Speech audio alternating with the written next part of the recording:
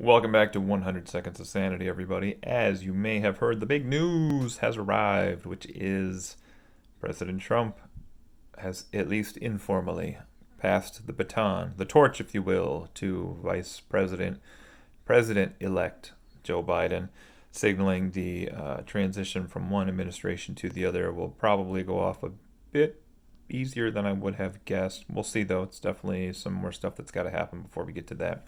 So, as one of the administrative offices signed off the paperwork to let Joe Biden start to receive funds and maybe parts of intelligence and information as well last evening, that transition from one party and one administration to the next looks like maybe a relatively bloodless affair after all is said and done. Now, we can't assume for a second that President Trump is going to sit by, of course, and do nothing. I'm sure he's going to continue to raise money and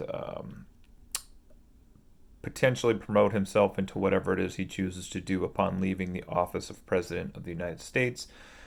An interesting follow-up to all this may be to check out what happens in January for the Georgia special elections for their two senators. A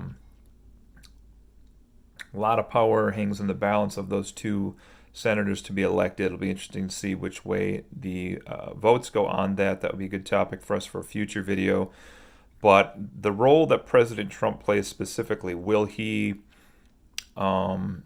intervene and try to promote a candidate down in Georgia? Will he try to support somebody and get his followers to support that candidate? Or now we have a new option. Will we see, as we've seen a little bit here, Republicans start to kind of withdraw from President Trump a little bit, realizing he's not going to be the one in power anymore.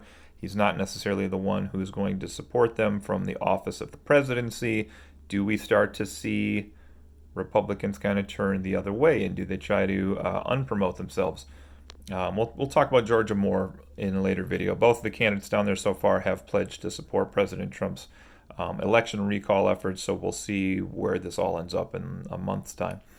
All right, everybody, take care. It's a day away from my 40th birthday, so, ooh, goodness gracious me, oh my. Take care. We'll see you tomorrow. Bye.